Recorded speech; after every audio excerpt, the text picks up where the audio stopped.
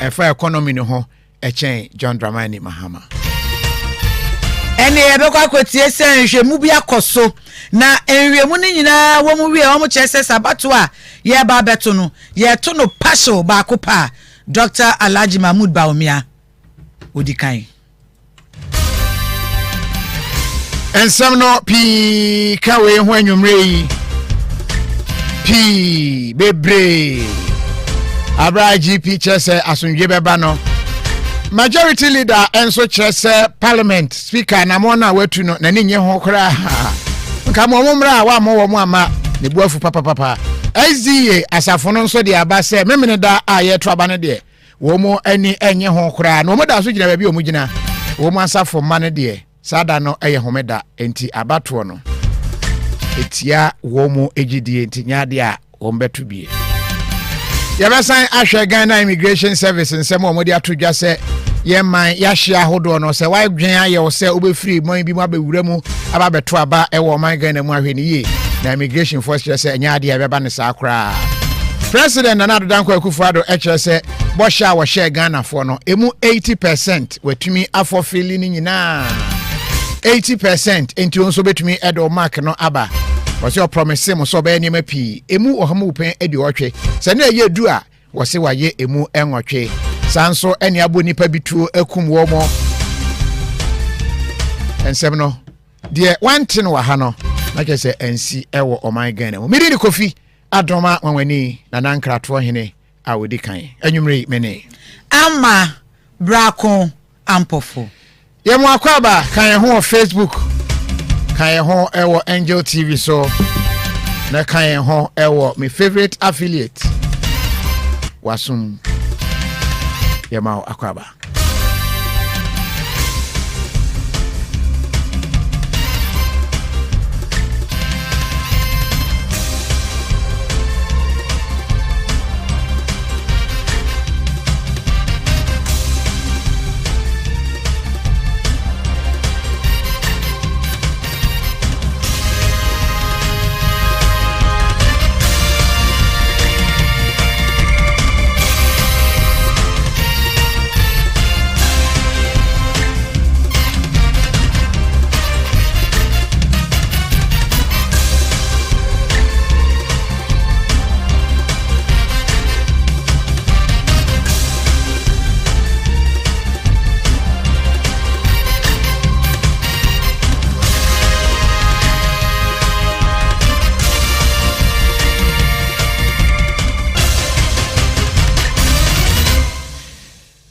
for yam akwaba ye share ensem no ase na ye shasia Chief Justice Emma Woman Ghana adehye kronkron Justice Gertrude Araba Isaba Tokonu wode atudwa kyerese wode niema ahodo bi ade agu akwan mu a wogidie se ebetumi aboye ho ban na aboa amasundwe etumi aye adwuma e Woman Ghana ntitru ene abato ebremu wode nsemi tudwa aman panimfo amanyofo akandifo ene wo mu aka ene dayi efinom yenumu ene mu kokohia wa Kempiski a we kanede na we akanede na we akyerene na we dinkyeremu aba wo mu aka sapi akyerkyeremu se wo mu hwe animu se asundwe beba Woman Ghana neno ene Chief Justice wodi sansemi ede atudwa akyere se elections ne de wono nso na famu de eso ye bia no wo be ya aboa ama Ghana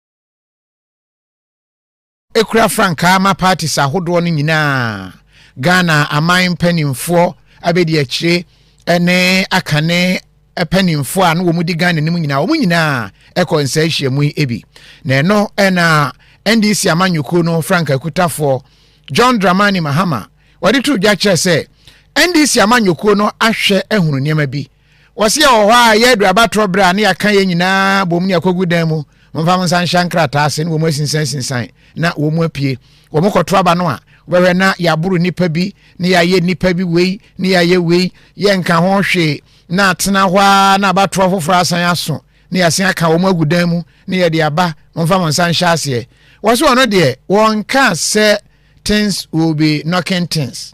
Nemom de obeka ne se sie pese enkonkɔ yese da enumdwa keke ena yedwa yanumu a ene yenhwe ne yenye adwuma efise nima pi ena aba atwam ana enye nenso Ghana yentu ho anamo.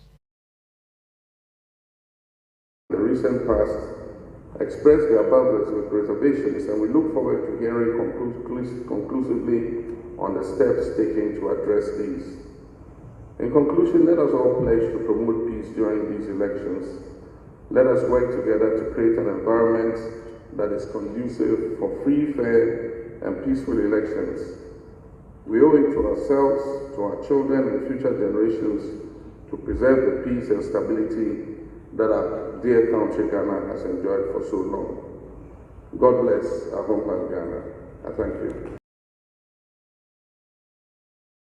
Yeah, and Dr. Mahmoud Baumia enso edenensa eto ne kokoso eche se wo hyebo se afia bato no ono se ne famu de bia so ye bia no obeye ma ede asondwa ba nemom wo se abambofo wan ensentwerefo 2 ene Ghana fo nyina se obia enkai se Ghana de edu abato sabre ya yan konkonko yenya me enhwe se obi efi baby ene ba beboa yen yenko emma asundwe no yentumi enkoso a enya.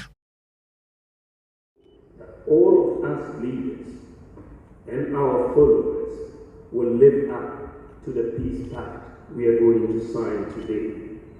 I encourage the security services who are doing an excellent job, and the media and all stakeholders to do all they can to ensure and preserve the peace.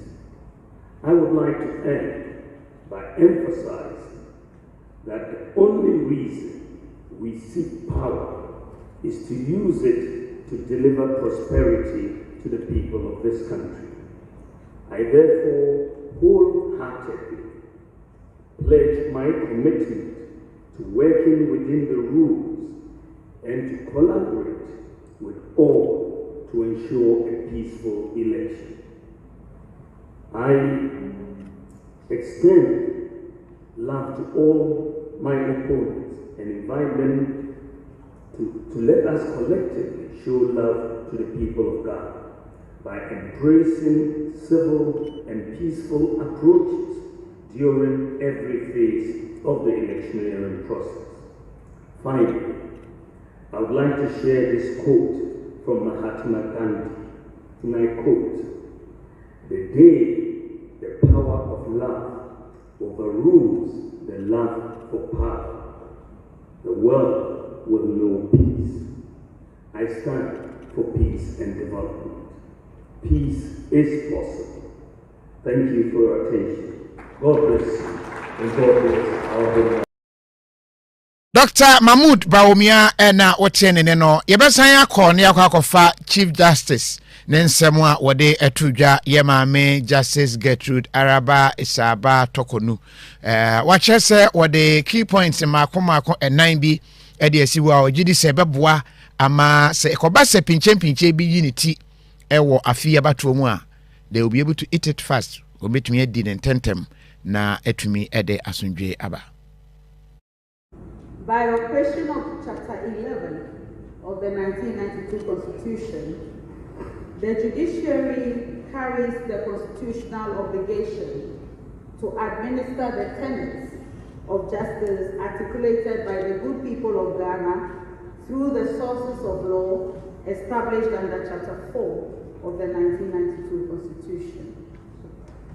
In order to effectively discharge this mandate within the context of national elections, the Chief Justices of this country have led the Judiciary to take 4 significant steps since 2008.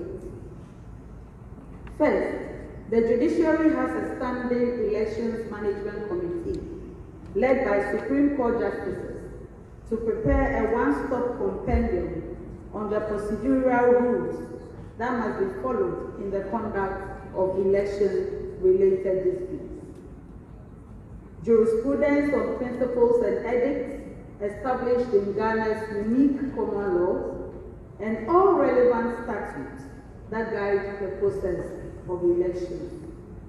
This compendium is referred to as the Elections Manual. Second, the Elections Management Committee and the Judicial Training Institute carry the responsibility of conducting orientation and in-depth training for all magistrates and judges across the country to ensure adequate preparation for adjudication of election-related disputes. Third, through the Rules of Court Committee set up pursuant to Article 157 of the 1992 Constitution, the rules used by all levels of court are regularly reviewed for the incorporation and amendment of provisions that will enhance more efficient resolution of electoral disputes. Fourth, the doors of the judiciary are thrown open for consultation with all stakeholders in the conduct of peaceful elections, and their views are given critical consideration and factored into the development of each edition of the Elections Manual, the orientation and training of magistrates and judges, and the review of the rules of court. By the grace of God, stakeholders have used judicial systems countrywide to settle electoral disputes. Yancharaba wono na oye Chief Justice na woteneni na parties ba ye no wo mo de nsem atudwa Dr. Hassan Ayariga shasia en wo se ya ye wa hai ye tu ye ni ye twa ye ni ye hwe de ye course nyina e de na mbetumi ehunu ne ye se ye de asem a osemo nhwe mo ahunu se ne ye enipa sen na ne ye contest ye mu ba ko awu Mame ekuya donko. Mwe nye din na yemfa nkai no. Na ke se ekwan nu mu ada ho. Eno wa sha ase. Se bombo ebai ewo mo. No wa to kotwon no de ko one side be hu na pim we. No wa to bi de ko ha kotwon na wan susu ne bombs kra. Yentie de Dr. Hassan Ayariga editu dwane.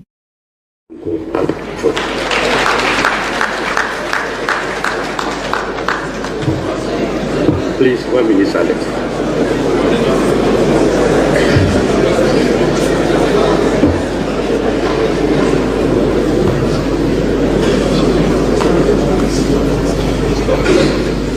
Thank you.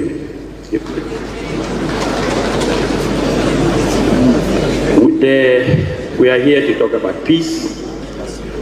And to be very honest, if there's no equity, there's no sincerity, there's no fairness, there can be peace. There's no justice, there can be peace. So if we are here to talk about peace and we behave in a certain way, then you can imagine the kind of signal we are sending out there. And that is why I was not happy with the presentation. But then the sincerity of the matter is that I come from Brako. My father is a Kutsasi. My mother is a Mampus. For the past 3 years, Brako has been in war. Till date, as I speak to you, the shooting all over. My father and mother fight. And we have ignored that. We are here talking about peace. I wish we had a forum like this to talk about Brako's matter and help resolve the issue of Brako's challenges. I don't know whether I'll be able to vote, because where I come from every day is gunshot. I've not been to Brako for the past 3 months, and I want to go and vote. I want to go and campaign, and I cannot. So it's one of the biggest problems confronting me as a flag bearer, and as a father, and as a member, and as a Ghanaian. It will help us achieve peace before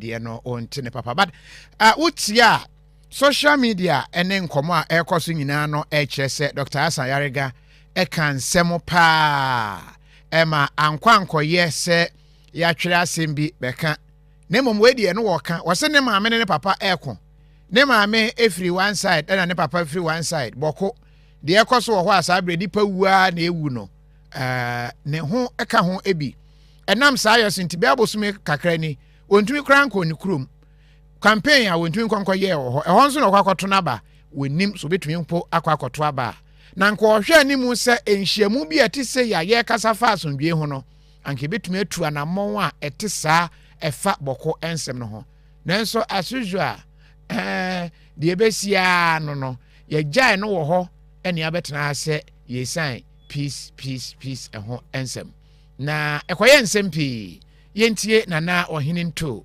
wakasama afafranto. In that connection, Alan wants to state that we are all responsible for our peace, but there are specific individuals and agencies that bear greater responsibility, and we don't have to overlook that. First is the government. Second is the security services. Third, the Electoral Commission. And fourth, the media. Of course, all of us. Alan would want us to plead with the state agencies, and I've mentioned some of them, that during the election in particular and on election day, the IGP and the Security Task Force have outlined the security protocols. But we have seen protocols like this outlined, announced, but government agencies, government representatives on election day will seek to subvert and to undermine those protocols. Peace, of course, is predicated on justice and fairness. So, how are we going to have a multi-party democracy when you discriminate in the full glare of the public? This is not right, what you did. There will be peace when we all go out and vote for Kofi and forget about MPP and NDC. Because when you vote for any of them, it will not bring peace. The only person that when you cast your vote on, that will bring peace is Kofi Akpaloo. God bless you all. Beloved compatriots, excellencies, distinguished ladies and gentlemen, all protocol duly observed. My name is Alhaji Mohammed Frimpong, the presidential candidate for National Democratic Party, that's the people's leader. We in Ghana must appreciate our relative peace and security, because out there in the global arena, there are a lot of blazing fires. And we are fortunate to have here His Excellency, Dr. Ibn Chambers. I think he will agree with me that they now even have a fatigue of dousing those fires. And interventions are also very difficult to come by. What I must say is that we as presidential candidates, as a matter of fact, must go to the people who are the wielders of sovereignty and power of the nation. Clearly, in 2012, I was part of the people that signed the peace pact. I'm here in 2024, and I just want to reiterate what I said years back. The Ghanaian is peaceful. The Ghanaian youth is peaceful. The Ghanaian woman is peaceful. All of us are a very peaceful nation, and we are very proud of that.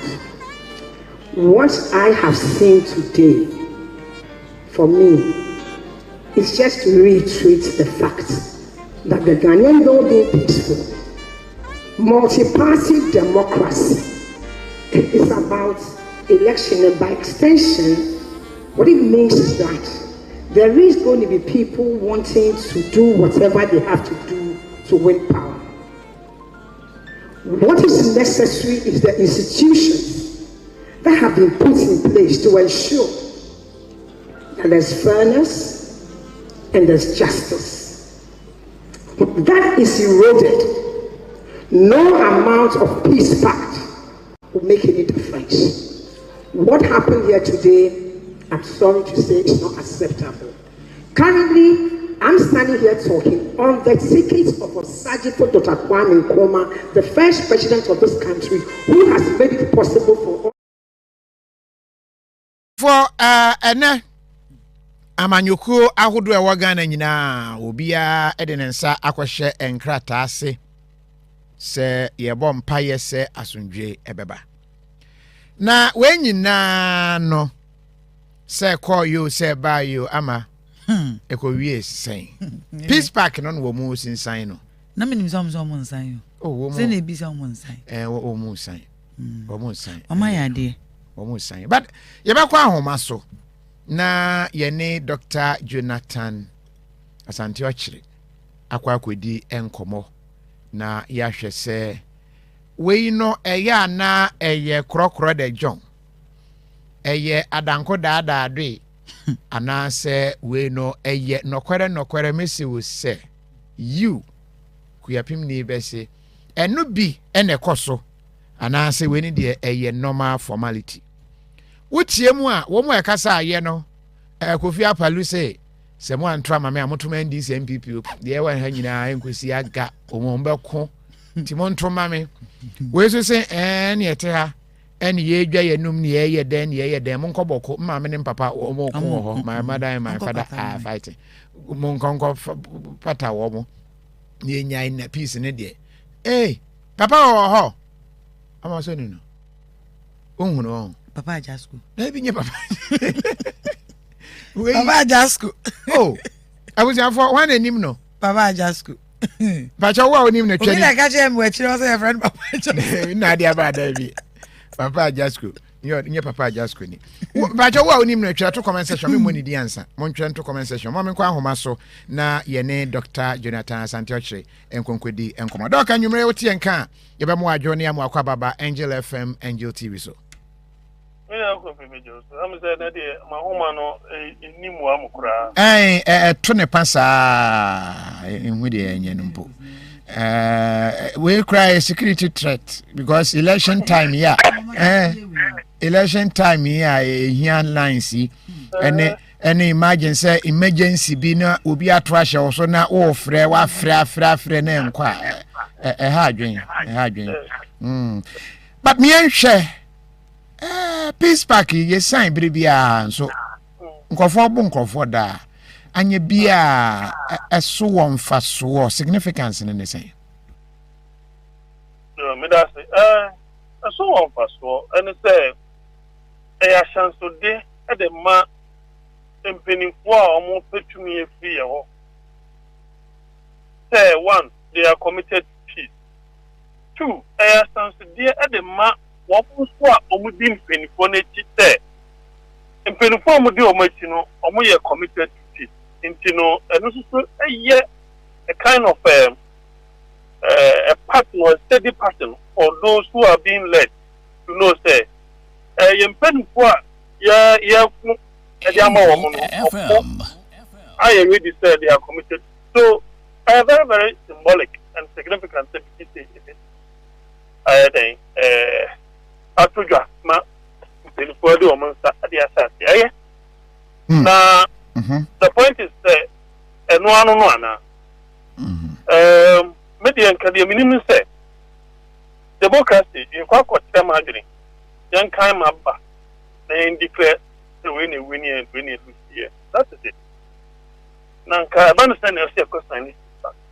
It is because democracy now this part of the world the announcement it comes with both economic, financial, motivations and implications. Economic, financial implications. And don't in Crawford and taking it say it is just a matter of say, okay, what that be. One more to me, no matter fine be so on by any emphasis. And as some of the crime be a woman bushing for and on the banner. One more and the committee on resources today. And they will not take it lightly. Say about working it, that be. And no thing I say, and pay piano more to me. No, the alpha crime be so more one, that is those who are in government. The alpha crime be so more one. What do? We end up there or Mubenya Kunya, it is coming on Mukutande Wuna, citizens, any idea. So it is a symbolic gesture. Say best I need pizza. Like I say, a symbolic, but me share some key highlights. Be one. Omampani that John Dramani Mahama say there are never be a CCP. Woman since sign parky be elections. Osha, this is the fourth time. Woman co elections ya almost sign na yaburu nipa na nipa ewu, and these issues and ya dia ye kun baby kokosi. Na say twaso sa na kwa say agrobi ena yedi, and he believes there should be peace. Dr. Hassan Yariga HS ne maame ne papa ekon boko sese eja dem wo ho a chese no wo hwese nkanhia mu bi atisi beba fi se peace ene ye san ho nkrata de a eno nso ye peace no ebia uye no to nchen a Kofi Akpalo nso se motoma NDC o motoma MPP o peace ye san wo hai emfaso bi ani so enti montoma me se mo pep asundwe pa de a munyi sa party simi no entontwene na monto aba no emfama me any take home from these key points here mama. Well, I'm saying, as I got the other worker, no, a sumbo. What that means is that it is not just merely about elections in PSN peace pact. Name Kabayan Swa, as from you are more pen or Bokuno Musan Kayano, I will say it's immediately Wujuma, minus a one predominant. As for Kofi Apollina Samuel, I think it is just a matter of comic relief. I will say so. Akunya naba ana wenya no so wo contest ya. If our contest ya wenya akunya no so o can be say ye sanko. I think that is just a comic relief. But substantially, the significant issue I will say I can answer. And I say democracy here practically. Democracy and any be at one time at 2 warm. So I expected say democracy. The tenets of democracy will have to take care of these people. That is the essence and the beauty of democracy. Optimal use of resources to benefit all and sundry, not selected few. That is the essence of democracy. Is that the case? No. I am also West Wagon. What is the president who issued the white paper on that? I think that in itself is a blight on his record. Secondly, I had a man south as some way. I said that NTNC, and those 8 people, their lives have been lost. On NGO TV, they said there is nothing like NBC human being and MPP human being, or an NBC Ghanaian and MPC Ghanaian. They are all Ghanaian. A 2 and you be a free a 2 kumipa Ghana upon Yakumo. But it's a when you're to me, I say, what to me investigation. So that is the reason why sometimes I get a bit upset when the president stands on a moral high ground, preaching and pontificating. It is very annoying because I don't think it's in 1996, some of us went on Brako demonstration on behalf of that, on behalf of the groupings that demonstration. My father was then the district commander. I wouldn't say, may a branch system and make that a former me hear the day on a runabout in Saturday. Could be demonstrate sleeper Kofi. It is at that time, and then Kasi went to me. It would have been something, an exercise in futility. So the point is that democracy, and may I say, the Bonibisia, I was here, you should start anyway. But you see, what is the essence of the Peace Council?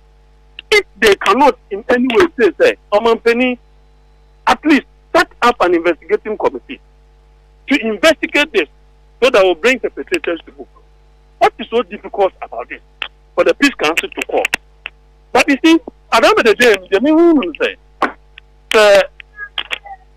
Omo answer here. Then it means that if they decide not to sign, and like what the chairman of the Catholic Bishop Conference they shouldn't, you know, Ghanaians shouldn't vote for all those who are not committed to. But please, commitment to peace is good in and by itself, but it must be backed by measures to ensure that the peace prevails. I think depending on kind, it is a matter of blackmailing, because if Mr. Mahama, who was committed to sign, the followers are almost and at when some two or more and count Mr. Mahama. I think it should be saying that more I with Spain, giving some provisions and any idea. You guys should be ready to call on the president to do what is rightful, because Kofi, let me tell you, don't forget that when President Kufuor took over, in those days, we saw Rawlings. Yeah. What happened? Was Rawlings not called before a reconciliation commission? Yeah, of course. Yes. We all saw it in this country. So, crime has no time limit. So the president should get to know, say, even if the NDC does not win this election, and the MPP win, maybe a time will come, he will still be alive. And probably the NDC will win. And if the NDC wins, definitely they will set up a commission of inquiry to investigate. And it could lead as far as him, the president. It could. It could even lead as far as the current vice president. As to where the order came from. But you had every opportunity through the democracy, through the principle of democracy, through the functions of democracy, the features of democracy, to investigate this. Give them compensation as it should be. Obia no wa ye nyankopon no say what say kwakoto abai we betimi esi na we timi. Once it happens, we should use the same democratic processes to create an atmosphere so that these people, the victims, because Kofi, I can tell you, say, Ketiman South will be a flashpoint. It could be this election, see? Yes. And I know, sir, the security will be up and doing because they will have to be very careful over there.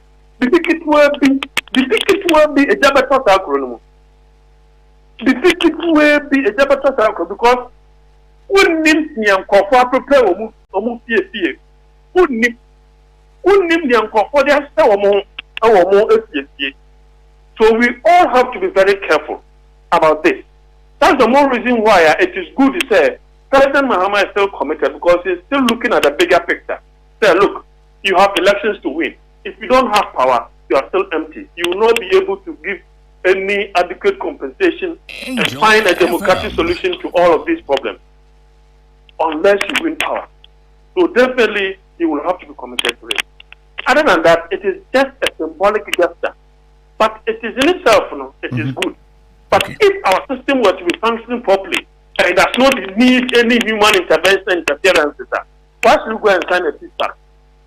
If you know more person will say, sign a peace pact, then you have a peace pact. You say Brako for Eddie and Secretary General. You think say he will sit idle, go and look for the peace council to come and solve that problem? They won't do it. They won't do it. The IGP himself, the way a man, we don't need the soldiers anywhere. Angel FM. Anyone who comes out and says he's a soldier, he is a cook and must be arrested and duly punished through the process of democracy and the rule of law. Yada say, Doctor, and you may, and Chimua, or the Amai, Yada CP. Dr. Jonathan Asantioche, ena yeneno kokodi enkomono. Wamaye angles nina. Se esi afiwe no. Rade MY because say edru point bi na ekuo bi ka say the yehunu say court say na ekonti yanyini enti e be win ne dia say win wo ground so ha. And no, o say the ma ede din ne kom ye ba na ye say unim say obi odi jai we de be kwakoma but say adwene CP say ekọ ho kra no a yenya Brako see first time yenya election petition no yet ase say pink sheet ni achrocho ni nyina no ye wini ewo polling station. Then about the second election petition no ye ka kire ye say enye electoral commission and also ye mfom so a ye de court and say nti electoral commission take much blame no ewo ho. Now any as I say mi fi mani mienu no na me mama sonso eye adwuma yie pa san say court asem bi ani bebia se me hwe se efom wo bebia kwakoto aba no mekenkan ma aba ni yie edi nkunim ho san say court dan si bebia ye kɔ ho enti afie die ebe batinyame ho asumdwe na so na sign na say why pen na ma no or sisani okay obi had me pen ba ya na em say pen ba ku because court of appeal judge no Dr. Baomi had pen no dey ko no he a pen no crime sa kwa na je there be no say on or dey ko and say obi had the pen by is that peace ananka onfa I say in peace there and no meje me pen you sign for me kra pen wa imagine pen because o come back wa he on say obi kra pen oh yes ro ya you see that na one pen and confirm one na fa ba ko nsi wo na mo fa ahoma enso obi aduru wa na watwe there be how say pen da ho but them say hey bra no e bia odu o wa ehu pen no there be okay here mama we had it shewe we order to okay me JDM pen ni kura no se JDM zu kura white one eno I had it o sign wie ye no man another one yes but you had the one you on Facebook and TV yeah ma TV commentary also akona mra no on sign no almost you eno ano no dey be ono so dey pen by am here so ono so dey pen by ya ose pen ni ntimo ye ndeng pen he ose pen eno de ma pen de nche na ayaya o dia okay ti ono so dey pen no sign and say Dr. Mahmoud Baomi ankwa na dey ne pen be sign cause ne dey na black yeah ne dey ne okay ne dey digital pen when na dey sign here you know hey pen here digital Onan confirm o me si je say nko de betwero bi digital pen so when you huna di ko no sisi awa ko baby o say IGK say nkonkonsa fo betu o mo kan nti ama say nkonkonsa when you fi wani ye when you find election I no ebi man ni say why dey medicated pen ba o mi ade no medicated ade ba o mi are mami ko aruja fa mo yen ko ya ni wa yeguso wo peace pact na enempenifoe makomaku edumienu ni nyina edom nsa akohye krata asese ye nyina ye bosumdwe hu darum na titire ni edema National Peace Council eye Dr. Ernest Edu Jamfi wono enadwumadie nase wode atodwa se wosere pa enye se ye de yensa akohye apam nase no na okwa simpie ni apaso akacham se menkwa na mekwa sign ye mude edane so ne eto aba ne wi otese ye bobo na atese ye di ntwopa mo ntinsim anase motese ye di nkunima ene agyanan bia na ewodan na chi wona na ye ya anomfo de ano na wakọ buru nkrofo no waje ose de bida ye resa sumdua pam no eye Ghana fo nyina ene ye de pen ne hye yensa ye de yensa akwahye ase.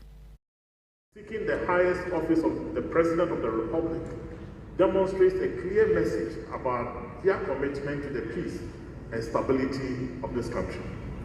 I have always argued that Ghana is blessed to have leaders who will always choose the nation above their personal and party interests when it matters the most. Today's ceremony is a testament to the commitment of the presidential candidates to peaceful elections and a peaceful country. It is a commitment to the fact that when we are not satisfied with the outcome of any election results, we will not motivate our supporters to resort to violence, but will use the appropriate means to resolve our concerns. Resorting to violence is inimical and must be avoided at all costs.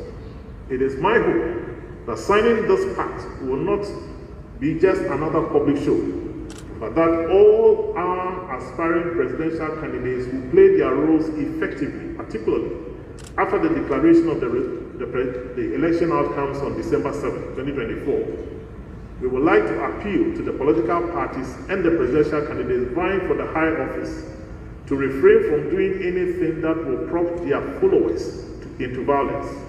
Hate speech and other rancorous utterances must be checked and avoided at all costs to ensure. Edema National Peace Council. Nanusi yape na titirani Edema Electoral Commission. Mami Jane adukwe mensam. Enso di nanutumbi no se wono. Ene wo peja ne nsa ahye Ghana fo nyina abose. Wo behwe pa se periperi ye asumdwe ene enkontabuo papa ene bekoso ebra ye babeto aba December bosome ne da etoso enson. Building block in our nation's development. The very act of signing the Peace Pact is symbolic in that it signals to all citizens and supporters of our presidential candidates that they are indeed committed to ensuring that Ghana remains intact before, during, and after the election. It also symbolizes that our presidential candidates have put Ghana first before their own interests and aspirations. Electoral outcomes will depend on our actions. We have right from the start of our electoral processes consciously operated and carried out our activities and conducted ourselves in a manner that would ensure peace before, during, and after the election. The my Electoral Commission Jane adukwe mensam na ono sorry swape and atitani the man National Election Security Task Force IGP Dr. George Akufu Dampare wano so ese wano de ane nemrantie enne mabawan oma ye wurede wa di besinu wa mu betwa ne simple crowd amount na wo twa sa awie nso a na wa wo so e de akoma Chief Justice na mmra no ene wa ko ache. The cooking is complete, and when we are eating it, we will eat comfortably to the glory of God and also for the benefit of the generation that will come after us. So let us finish hard by doubling our efforts, and let us continue to walk the talk so that at the end of the day, our actions will speak louder than our words. Also, we want to, on behalf of my colleagues at the National Election Security Task Force, to give you this pledge. We are committed to ensure that we take our constitutional mandate of ensuring that there is peace, security, law, and order for the rest of the period of the election, the post-election period, and beyond. So that our beloved country, which is the only one that we can come in and out without a visa, will continue to be at peace with itself, because there is no place like home. And with this commitment, we want to let you know that we will not be, and I want to emphasize, we will not be the source or allow ourselves to be the source of any disturbances that will corrupt the peace that we cherish so much. Election Security Task Force IGP Dr. George Akufu Dampare nenka and I would say no. I was for year 2024 presidential candidate Dr. Mamudu Bawumia and son of a Peace Park Naseno. Watch us Ghana for Enkoso Amfare Shemu Emma NPP Amanyukuno na OGDA se womu ne betumi asesa wo man Ghana shebre. Wasi abre wiase nyina aye den na COVID-19 COVID-19 wanam ha Russia tokotwe na Ukraine adoje ni nyina mu no otumi ma economy ni gina yi a Ghana for Enkoso nyare Shemu ewenimu. Choboy Anapay Yasi Ochro on Facebook mo say MPP is a failed government. Let me say it may be until economy no asie. He either does not read the data or he does not understand the data. Choboy, until asia, enti me pese ononani ngrofo omo wano hono omunti emi kakra anumrei. Se minchire chiro mu kakra ma omo so that they will get an understanding. They should go and check the data. And yes, sir, my main country say, when it comes to the economy, overall GDP growth during your government is lower than ours. We have performed better than you. Mahmoud Bawumia Krowo consequence sando bibeka no Krowo constituency I war enkramantam and what the sanse mi tudwa wo wie wasan to aso kire se niema ahodo a akoso nyina no Ghana for ehun se waye ade na wose abasobo nemum NDC de womo failures anase nkugu a womu di ye no edoso enti Ghana for empo womo.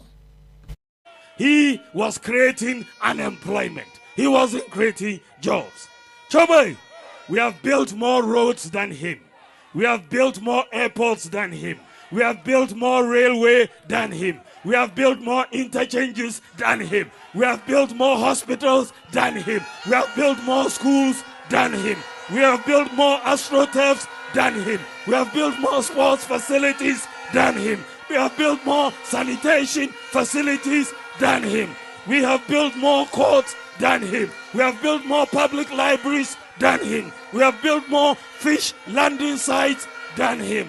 We have built more, we have brought more drones into the economy. We have done more school feeding than him, more airports than him. We have restored teacher training allowances, restored nursing training allowances. We have brought free TVET. We have brought free senior high school education. Everything than him. We Dr. Mahmoud Bawumia. Ama.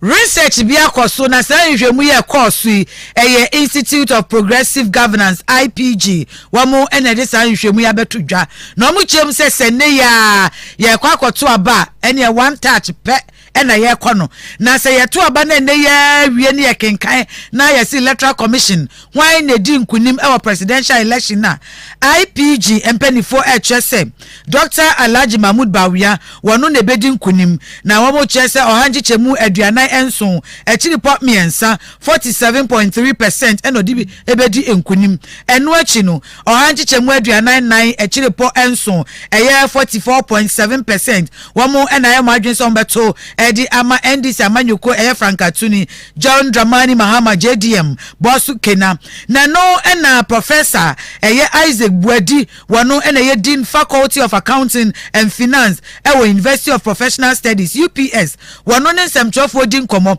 ebro friends semchofo nhiem editun semchofo anim semakwaye nhwehwemu na nhwehwemu amkwaye ye no wo mo frɛ Ghana fo anase ombise bisa Ghana fo enipa mako 29,029 ena ombisa wom se wo ene ya ye gina hwa ye hyiawi ye kase to aba wo beto aba ama hwana eye JDM anase eye Dr. Mahmoud Bawumia na enipa dodo na eyi ano no eno na o che se ne ya ye kenkan aba ne dia ene Dr. Alhaji Mahmoud Bawumia ebenya ho ngichemu aduanan enso secure 50.2 to win in the first round. I gave a condition. If you back the two numbers out, that is what was done. And I think in the statistics or figures, we could be right. Then, in terms of age bracket per the voting pattern, you can see from the slides that voters within the age groups of 18 to 24 years and 61 and above likely to vote overwhelmingly for Dr. Mahmoud Bawumia if elections were held today, the day of the interview. It tells you a story. But we happen to be consultants. We are unable to go through what could be the reasons, but you'll be the best judge. But this group of people, 18 to 24, are likely to vote for Dr. Mahmoud Bawumia. Then, in terms of level of income, I have proportional voters who earn below 1,000 in a month prefer Mahama to Bawumia. Buedi Dean Faculty of Accounting and Finance at University of Professional Studies UPS and Wachi and a Senior Research Fellow at University of Ghana Dr. George Domfe and so Edikakra Epe so chese Ejumana Omayane die Omayane Krojen wo hwe say oba anabema emfie eni sika nkrofo eje ne bosome na awotwe a ni nyina ka ho bi enom keka bo man na omo chese Dr. Laji Mahmoud Bawumia ene bedi nkonim North East region. So regions with an MPP so ewa hodena and all winning. Now can you boma the ecosi the sankia tuaba ewa bra yempenny phone call for quality data and buy no. Satan nanka ye tuaba na send the enkayeti ni nanka emu 47% na omo adwena oma yen senka no betuaba ma MPP na emu 44 something say the kekan no omo so nkom betuaba ma NDC. Nemum, they na ewo honi say you won crofo bi a 2.6% of them no almost abano omo de omo nye o madwen hu ba bi o beto akọ 2.9 say dey omo nto abakra internet say wo hwe sa enema we nyina keka bomu dia na broni beka say there is likely to be what second round na no na ye dwendwen hu say na what about senka ko ba say sa crofo na omo so omo nye o madwen no ene o ma almost say almost the abandonment to cry 2.6 2.9 ye omu free ma cause ankofu say ko bass ye trabana nka omu ntu bi kra entinki ye omu free ma de ni bisi eno na nka ye omu free mu de na nka be ye Bawumia first round na chese nka ofa with a little over 50%, I think 50.2 and then Mahama so be di extreme na nka so nya 47 afia by the woman say eben so say ya na be ko no de a the run of no man is on say yana yisi kaya was say total valid vote cast. Senior Research Fellow at University of Ghana Dr. George Domfe. Angel 102.9 FM and numero no nsia kase bono ani eguso no. Na National Election Task Force. Pani awadano ene Dr. George Ekufu Dampare. Wone adwumayefo nka bomuku ahodo guta. Association of Ghana Industries AGI ene womu aka akohia ahya womu bose mu obi ansuro aye hu se wanhwa na beye we wase mu obi ansuro business community no wo kan wasinipi so womu de hwehwe agu akwan mu a ama bibia aye din to obi anya na adwuma ne yensan konkoto yaba bibia. But we want to be better in terms of the security than all the elections in terms of how they succeeded in providing security put together. We want to be better than that. And that's the assurance we want to give. We therefore want to tell you to relax. Make all your projections into the future. Because this democracy of ours has come to stay. And we will protect it with every fiber of our being for the sake of the generation. That is why our plan for this election and beyond, the blueprint we have developed for the first time in the history of this country, to mainstream election security into the totality of security arrangement and make election security a process and not an event. We have 30 years from now in mind. Yera Ekufu Dampare ena oten no. Na owie ye ena president ma AG Association of Ghana Industries Dr. Henry Kwesi Ayim Dake odi tu dwa che se obebo security task force na baso wo mo aye adwuma pa na obese Ghana fo nyina nso se obia enkoso na onye na adwuma ni nuanom ene ni election task force no omonya adwen se so many businesses edin common how they intend to protect the security of the election. I reshishema mo dia mayen o ma cheche shisha mo aye yeso bi se bi samu nsema e fa ho de enima e de beka ho no ya de aka ho ama mo aboni tofa a kire ye se adwuma e da mo enima ye election e by 2024 election no mo sisi mo hu pa nti ya ma mo reshishemu se yeso eta mo chi pa yombe ya e be ma election akoyie a enya benya fa ho di ama Ghana fa ne tuma pa afra no yetamuchi mo munye ni Yeguso ewa kasiyebo no mu nemo adrawafo no monkoto fuel ewa goil uduru hu awso pe goil super xp no ebi ye fuel audi gu ka mu a eboa emaka no engine no ekosoa enya ahoden eye a enkoba se car no etototo ne pa bia tickles baby pull up mofra dross foforo bia ba we de drunkard o de hye no a enom bibia wo pupu odwonso ne nyina na ade enom 360 round about enti o de sha abofra no a mensuro kura we betumi agena abonebo na ne the boy is tambonebo no de bonebo sa a problem bia emma enti bomoden na hye ne nso sa na ma wonsanka tickles baby pull up no ebi Kobi wa 1+1 barbering salon Kobi wo kwa akura so ni baby sese nkura na nyinya na se bisana na kwa me ono be sure say wanyem nguba one tickles baby pull ups ni bi enwu ho na wo kwa wonfa nkonkoma no because very good eboa ema mofra no wo mo ho eho wese wo bedi agro na ebo ne boss tare ne to se ya ase parachute no de ne nanam ho aje say you see them like that. They just like that. Mr. Dinosaur Bonnet there, a Venus roofing sheet. Was self-locking, modern self-lock, different types of chance in the board dinosaur and not a Venus roofing sheets for Ediaba. To our person distributor and agent, while we are building contractor, open a dudumu, real estate developer, and now cram opebi the abomo dinosaur near Safa, Hodoan in Kua Hodono. Momra, ye war trade winds company. Any woman didn't share anymore was soccer them upon Kumase. And our friend, you deliver mro. Your number near 0501 549 796 0501 549 796. Na bibia into me enkoyi enfamo. Yatwa ensemno eso Kobi say one won't mean to be ma baby. And ice girl no yitri or special ice.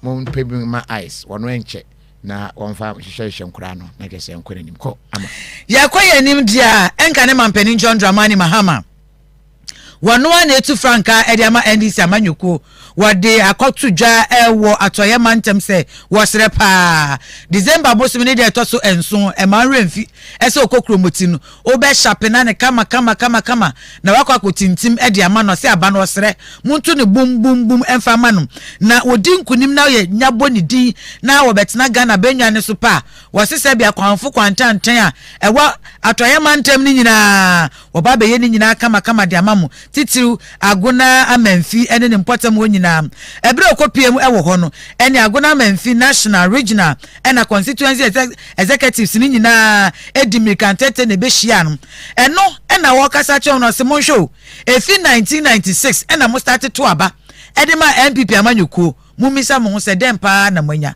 wose mo hwe bengum ni nifa atifi ni afom na munya ahwede a ene mo sesa mo nsa no kakra na mo nto emfa ema no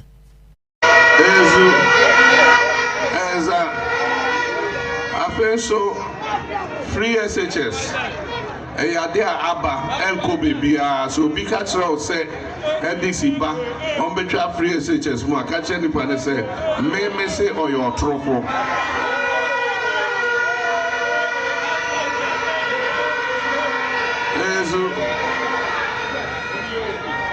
NDC mom and a babe ye ni ye send a be ya yebenya ho fa so ye be ye nhye foforo send a be ya nkoda no aduane omudi wo school no ombenya aduane pa edi enti sika aban emma se emfa nu aduane emma enkoda no ye de be ma omo ankasa omo school headmaster wo ho beza wo ho matron wo ho ombeko krom ombeko jom no makoto aduane no ma benua ama nkoda no se ne be ya akoda nkoda no omoduane ne be ye afi traffic light na ebi ko na ebi ba ye hu anu biom ebi se me ya bofra me go school ne e ko 3 times a year yetimi ko boso miensa first term ne abefie second term ne akoboso miensa ne abefie third term ne akoboso miensa ne abefie na yamakwan ye nyina na abefie nso neso de uhu ne ti uhu ne nan ebi Professor Dramani Mahama ono ane etu franka ediama NDC amanyoko ne nka na wote ye no eno achi na NDC parliamentary candidate Emma Amenfi Central Mame Joanna Jankujo wano so eche se bibia ye ready adesrede a ode to manim se bere ne so a ye nto aba emfa Emma no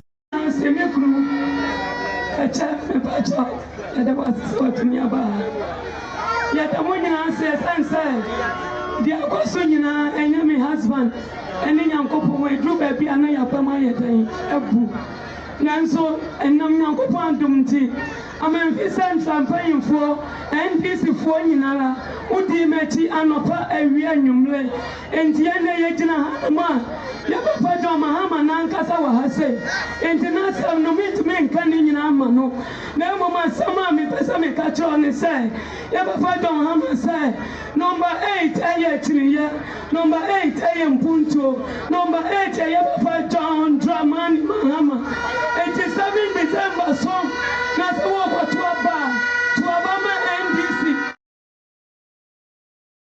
Aba Emma Joanna Jankujo oba no ewo Amenfi Central osi obedi nkunima mam ya transem no so communication bureau ma National Democratic Congress Okankwe Central constituency in Kramantami mu HSA womu here enkontabu accountability MPP member of parliament no ho no honorable Patrick Yabuama womu chese he has smell wa bomb papa and actually he has finished was sa just womo hwe sika esenka common fund ne de ba ye senkotumi womu enya bi edi ne nyafunyafu no wa antumi ama womu hute enti womo kan womu asinipi se wopani we ese ye odete no wo hwe neglect akoso ho mpuntu bibia ye basa yentie NDC fo no nchiremu se de opani ose tutu a wodi womu anim ekasa ye no na wo chiremu Jebeti mi mo ko electoral areas people are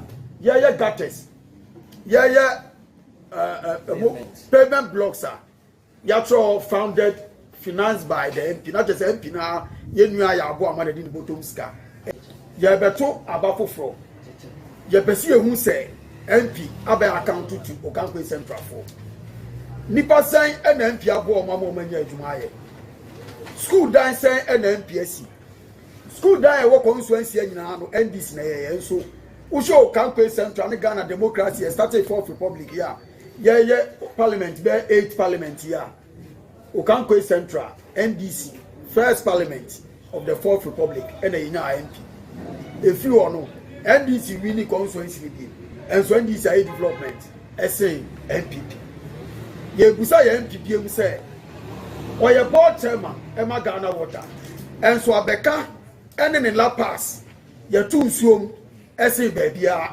Ghana. A dear Necoswa or take board so. Nanamia Buano Yanti Air Board Chairman, near to you some CBBR, no Bia Mekashi entry. For enriching no, or say to two SI twice or shares, one person bisa municipal chief executive more Okankwe North Assembly no.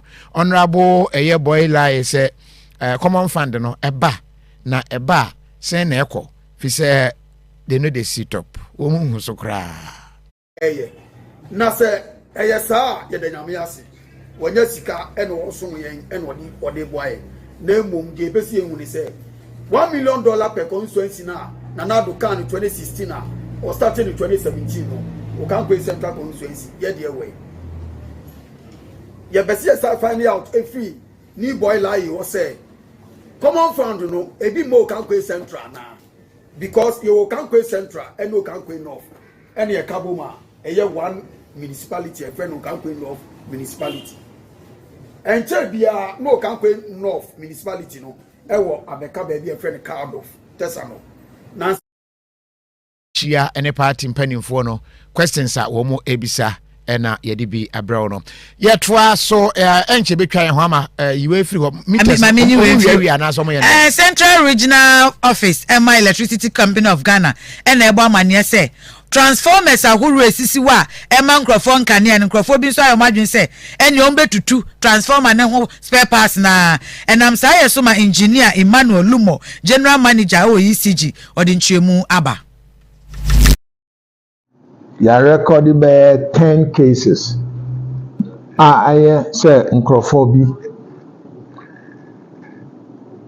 omo call round omo wia ye transformers any ye overhead lines no ye kan oma awia ye transformer be 4 transformers ajawo no omo ko a no ma pian transformer na to form na area no call off na oma bie so ayi coils copper coils ewo no copper conductors ewo no ma yi ya tise omo yi omo kotoma scrap dealers and another group so nam ye wires a dey supply ekro no omo ko ekro baby a nipa endorse obia no ma ko twa conductors akutwem agufom and Emmanuel Lumo no na o say the okay who quantify sika na 1.864 million Ghana cedis na we na da suma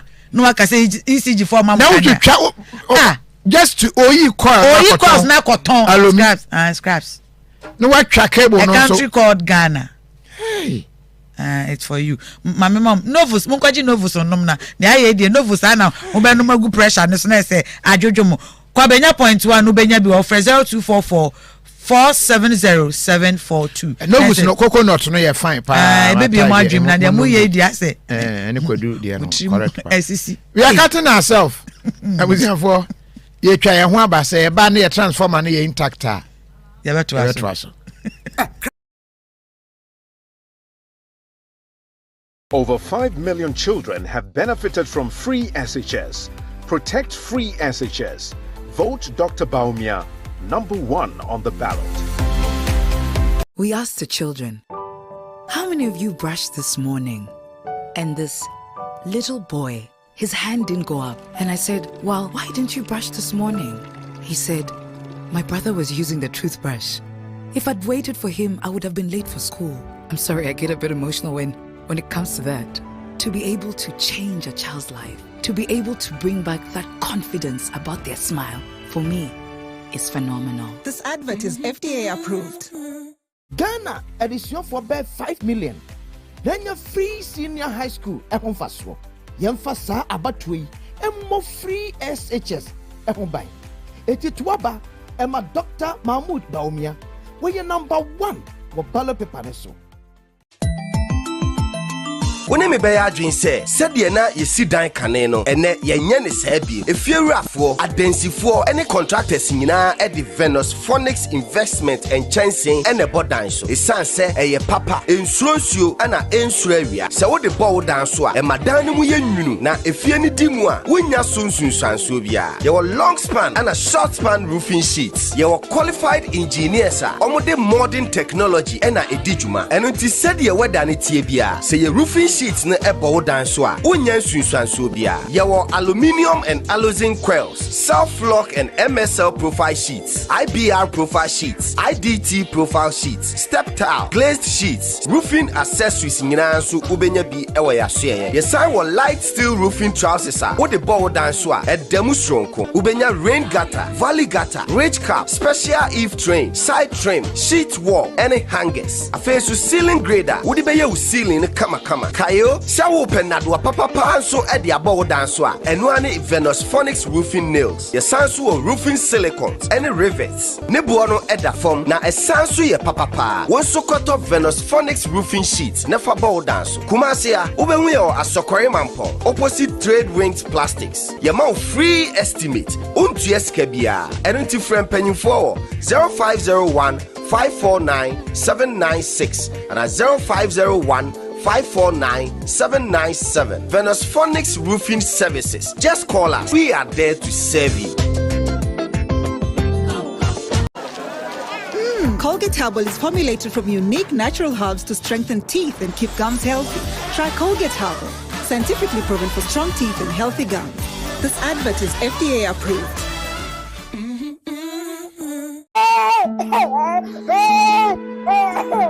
Adena na obani susa. Animo minuaba. Me man aduane so a ondi na afei so swa no su. Na adan na ebusuamu ni nyina aduane si wa omundi ye.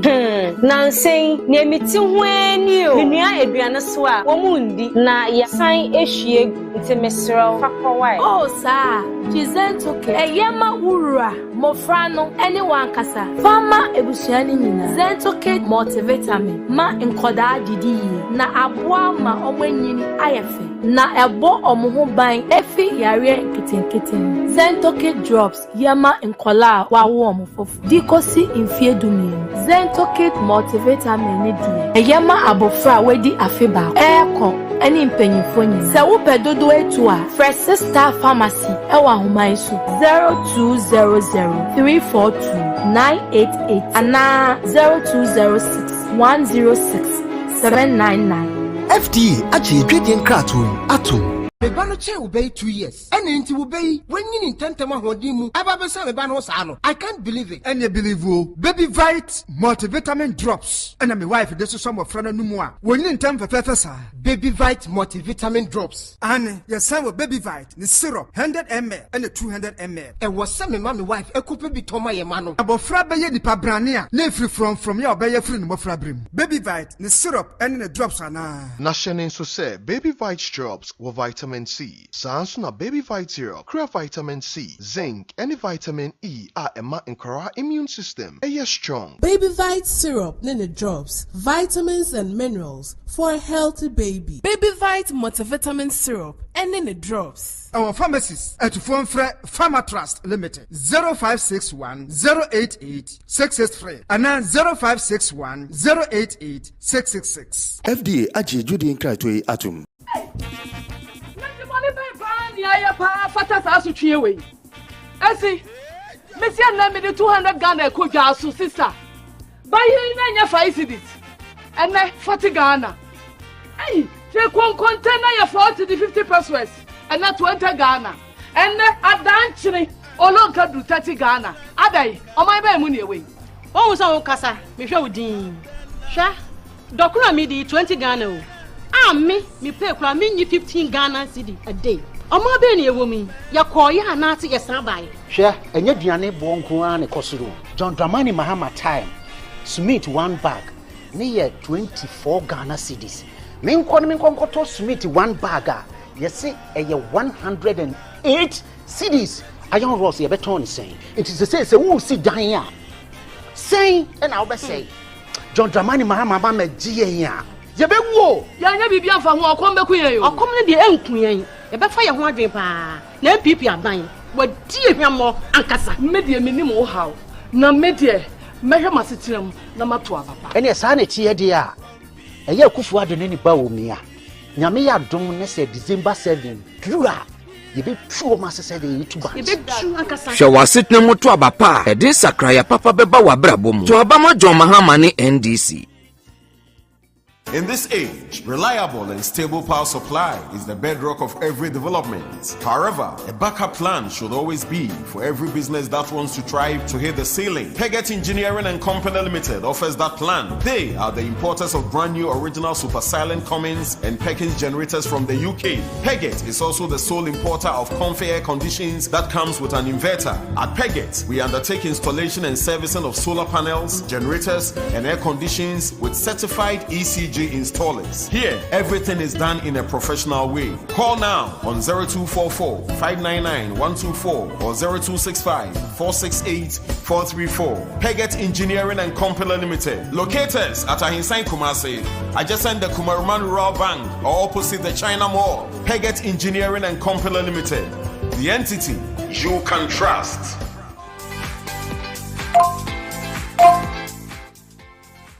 We have heard you loud and clear. Because of you, our cherished Mega 6 players, we are thrilled to announce not just one, but 2 exciting new draws. Cash out in the morning to start your day, cash out in the afternoon while you are working, and cash out in the evening while you wrap up your day. That is 3 times the excitement, 3 times the chances, and 3 times the winnings. Play the Mega 6 games now and enjoy cash out anytime.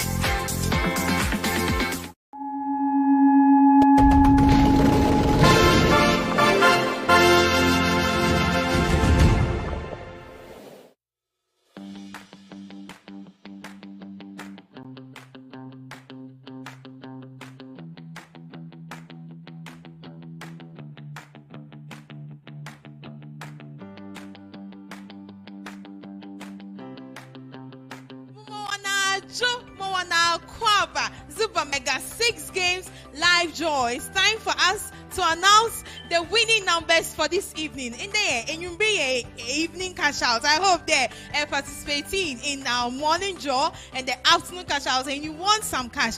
But in winning BBI Maba. I hope they train games to be. I hope that dial start to 66 hash. But I ain't be on your shame, but 1 or 2 minutes. Now dial start to 66 hash CCR. Or from comfort of being what I'm not going to waste your time. Let me quickly release our balls. Then show what our winning numbers will be for this evening. Our games are always regulated by the National Lottery Authority, and it's not for persons below 18. Yes, good luck to you all. Our first number is 28.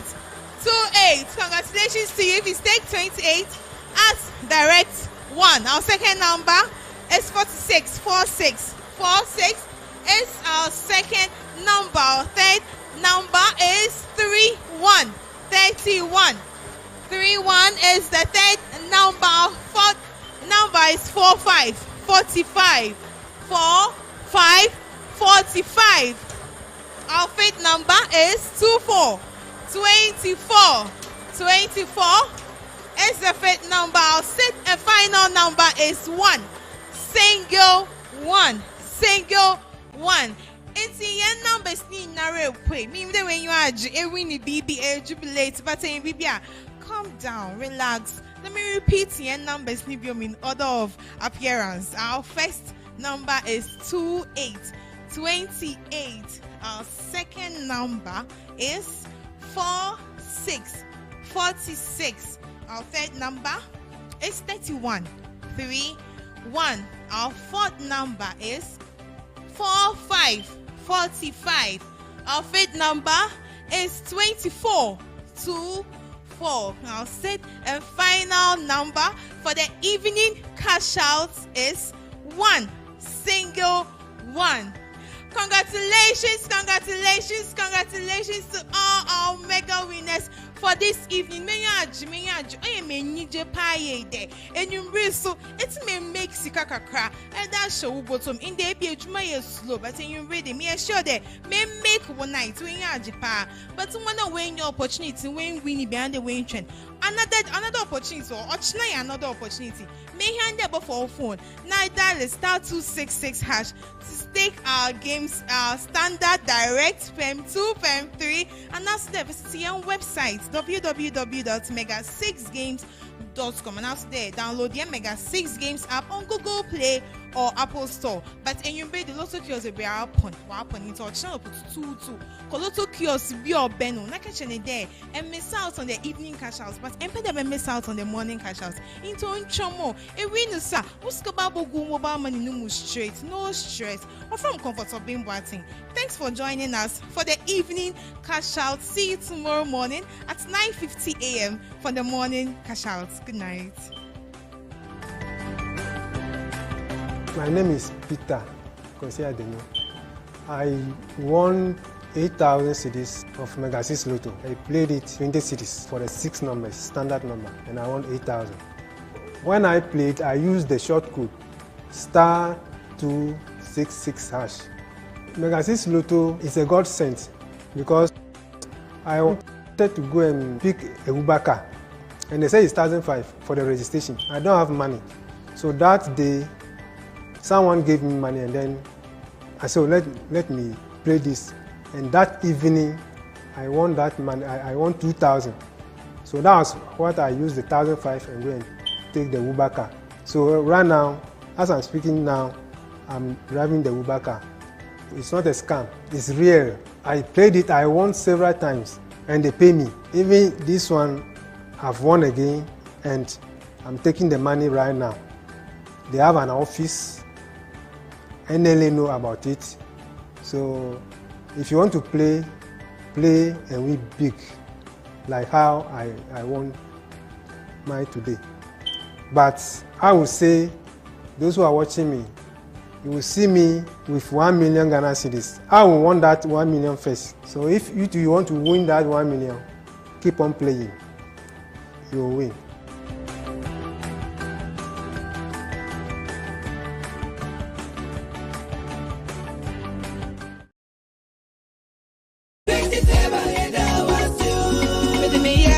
Olu, hey, nah. Me come in for a hole. Hey, who come from? Now, what's the idea? Na say grace get fit ya da woman say Vivian one would be. We know. I say the general switch the day. Na my sister say I want my idea, mama.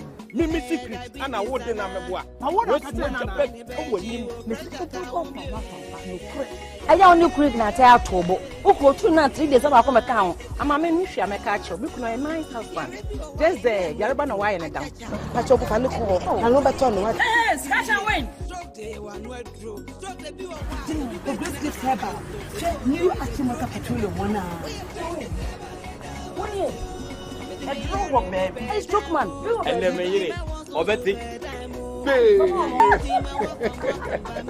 Let's give it to her back rented. Edrobia, Edkade. Yanko Kennedy na yanko pe fufu machine ni bi wo ho sense bro nyan eno a mema na bebe fin wo mo mpe wo se obi apese ne sem soft nti kona ko pe bi wate kettle ni blender ni iron ni microwave ceiling fan standing fan fridges ni ododo wo ho ye wakase e onketua tv nketua kase e wo ho ni nyina kwa obenya bi kumase patase na adum so obenya bi e wo ho o 0244385128 obenya bi weja old barrier traffic lights na se wa 0243074750 obenya dodo ewo ho mama nka ncho say okwasia da bia ye de kwasia da anwumre eniemu ode papa sanse woso alande abedwa emano eto nufu sisie anantu mpra me ba cha ya tv no na hwebi utifie nso na wani nka ode nante abra enjoy yanim he ya la pass nyameche yanim he ya obeba ne se ne eto ne ye woso ni ya sheki nufu no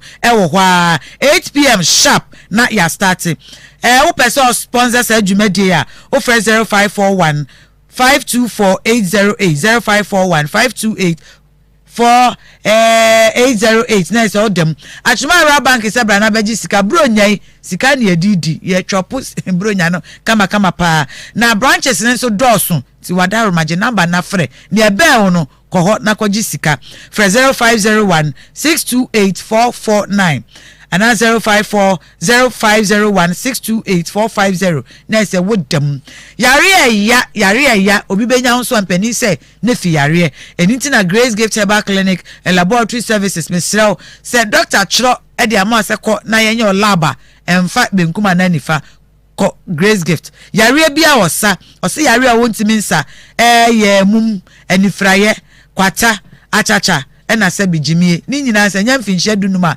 emma yare bia obesa entiko achimota wa New Petroleum Bungalow wa ubehunu ena barekese kwantimpone so o 0246518003 0543320030 na eno no Dr. Mahmoud Baumia for president or still it is possible. Number 1 to December 7th na kaino mobile money interoperability e-pharmacy zipline medical drone delivery or send environment na aba abesum Ghana for I was for bag no ni mo fanto TV no man for hwebi Macken's luggage bag papa ene didi bronya no elections yi kura no na de anema begum ni atwidi akise ya aha 24th we ani di twa bomaden na wa opesa woton bi na na obi abeto enti frɛ number ene emre obi na fa gu shop mu ne ton 0534 369 525 eno ene Macken's luggage for number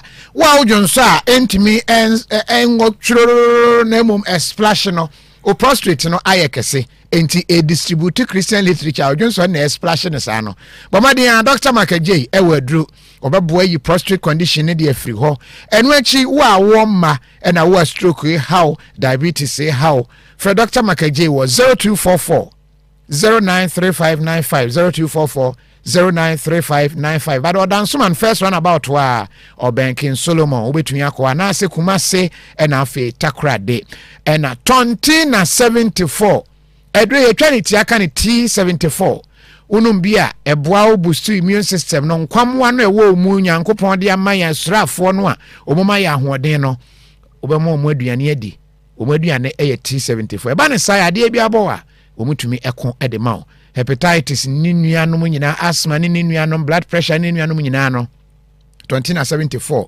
womu a enom no di adanse se aboa mo pa enti wonso numbi na di ho adanse na uchi na wonya bi wa drugstore obiamu na drugstore ope bi aton no 024 6073498024 60734980 abusiafo na ha ena anwumre yi ye konkon ye no ye do ebesie me di Kofi Adoma onwani na nankrato hene a wozikan anwumre yi mene ama Brako ampofo ya do si agudi ho nsem fraud life sports ena sabre ye de Electoral so Jimmy Bagat, aka Yesi. My eyes wide, Papa. After I vote, I'll be